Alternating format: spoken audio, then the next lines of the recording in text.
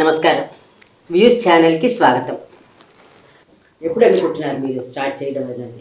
Start అంటే Chakri time ఇవ్వాలని first ఆయన బిజీగా ఉన్నారు, చాలా బిజీ. తర్వాత మా చెల్లెలు అని చెప్పాను కదా, వాళ్ళు జూన్లో అమెరికా వెళ్తున్నారు. వాళ్ళు రారు 6 months.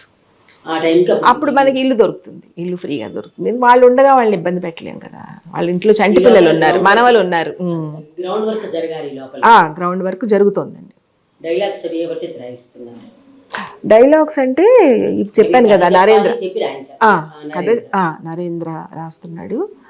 తర్వాత చక్రి రాసిస్తారు, డైలాగ్స్ చాలా బాగా రాస్తారు. అంటే ఆయన బిజీగా ఉన్నారంట. అంటే ఆయన ఏంటంటే వైజయంతి గారు ఆయనకున్న టాలెంట్, ఎక్స్పీరియన్స్ తోటి టకటగా రాసిస్తారు. చాలా చిన్న అవుట్లైన్ రాసిస్తారు. సో జూన్లో ఎక్స్పెక్ట్ చేయొచ్చు. అంటే ఇక డైలాగ్స్ ఎక్కువ ఉండవు, ఉంటాయి తక్కువ ఉంటాయి. ఒక line, single words, single lines. ఎందుకు అలా పెట్టానంటే ఎవరు క్లాసులు ఇప్పుడు ఎవరు వినరండి, బోర్ వస్తుంది, నిద్ర వస్తుంది. చిన్నగా పెట్టామనుకోండి. కానీ సినిమాలో లవ్ కానీ, ఎవరి మీద సెటైర్ వేయడం కానీ, ఎవరి మీద జోక్స్ వేయడం కానీ, ప్రేమలు, అవమానాలు అవన్నీ ఉండవండి. మంచి కాన్సెప్ట్ కావాలి, అస్సలు అవన్నీ పెట్టలేదు. కానీ జరుగుతున్న నిజం. ఇప్పుడు పిల్లల్ని సపోజ్ చదువుకోవట్లేదని కొట్టారు అనుకోండి, వాళ్ళకి ఏంటి, పిల్లల భవిష్యత్తు కోసమే కదా, మనం జనరల్గా చెప్తున్నాను అని ఒక యాంగిల్లో ఆలోచించవచ్చు. ఇంకో యాంగిల్ ఏంటి, అదేంటి అమ్మే అర్థం చేసుకోకపోతే ఎలాగా, పిల్లోడికి అంతే చదువుకోగలడు, అమ్మే అలా కొడితే ఎలాగా, పోన్లే అమ్మ నీకు 40 marks వచ్చినాయి ఇంకా కష్టపడని చెప్పాలి కానీ కొట్టడం ఏంటి అని 2 యాంగిల్స్లో ఆలోచించవచ్చు. కానీ 40 marks ఈ రోజుల్లో సీట్ రాదు కదండి, 90 వస్తేనే సీట్ వస్తుంది అనేది ఒకటి. సో రాకపోతే ఇంకో దాంట్లో జాయిన్ అవుతాడు అని ఒకలా, ఇన్ని రకాలుగా ఆలోచించవచ్చు. పిల్లల కెపాసిటీ బట్టి. ఇప్పుడు ఒకడు చాలా బాగా చదువుతాడు, రెండోవాడు చదవాలని లేదండి, వాడికి అంత శక్తి ఉండదు. వాడికంటే అదే ప్యాషన్ ఉంది.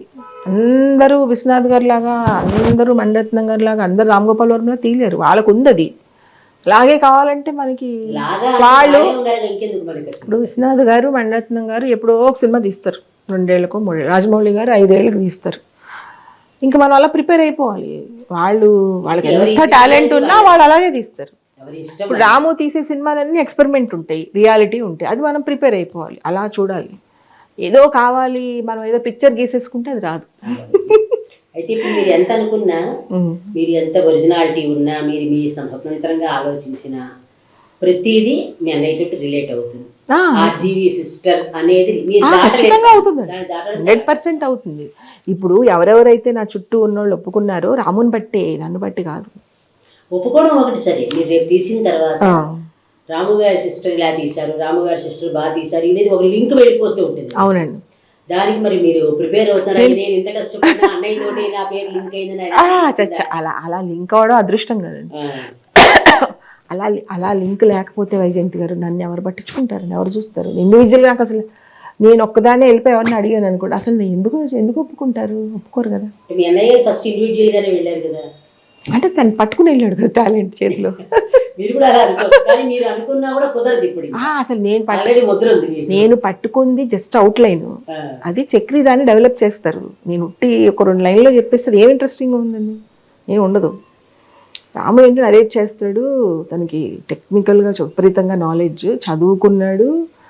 అప్పటికే ఆండ్రాయిడ్ ఫిలాసఫీలు అవన్నీ వచ్చేసు, తను 18-19 yearsకి మొత్తం అన్నీ వచ్చాడు. అసలు భయపడదు. ఇంకోటి ఏంటంటే వైజయంతి గారు నన్ను బాగా తిట్టేశారు అనుకోండి, ఎవరన్నా వచ్చి అనవసరంగా రాము పేరు పాడు చేసావు ఏంటా పిచ్చి సినిమా అన్నా కూడా ఏం ఫీల్ అవ్వను. అసలు ఫీల్ అవ్వడం కొంచెం తక్కువే. నేను ఇప్పుడు మేము ఒక క్లాస్కి వెళ్ళేవాళ్ళం, నేను మా ఫ్రెండ్స్ అందరం కలిసి జనరల్ నాలెడ్జ్ క్లాస్కి. వాళ్ళందరూ చాలా బాగా చెప్పేవారు, అందరికన్నా లాస్ట్ నేనే. అయితే అలా ఒక 6 months వెళ్ళాం, తర్వాత ఏదో కుదరక మానేసాం. ఆ సార్కి ఏదో బాగాలేదు, మాకు కూడా ఏదో కుదరలేదు. ఒకరోజు క్లాస్కి ఎండ్ పెట్టేసి జస్ట్ ఊరికి గెట్ టుగెదర్లో పెట్టుకున్నాం, అంటే ఎవరి దాన్ని వాళ్ళు వెళ్ళిపోతున్నాం అని. అప్పుడు ఆయన అందరికీ మార్క్స్ చెప్పారు, నువ్వు ఇలా బాగా చదివావమ్మా, నువ్వు బాగా అర్థమైంది, బాగా రాసే వాళ్ళు చెప్తారు కదా. ఆయన ఏంటంటే ఎవరిని బాధ పెట్టేవారు కాదు. కానీ మేము అడిగాం, సార్ మీరు వేరేగా కదా, అందరు ఉన్నప్పుడే అందరి గురించి చెప్పండి అని అడిగాం. మేము కాన్ఫిడెంట్గా ఉన్నాం కదా, మీకేంటి అని. అప్పుడు ఆయన ఏం చెప్పారంటే వరుసగా చెప్పారు, ఇందిరా ఫస్ట్, మా చెల్లెలు ఫస్ట్ వచ్చింది. ఇందిరా గారు ఏదైనా చెప్తే వెంటనే క్యాచ్ చేసేస్తారు.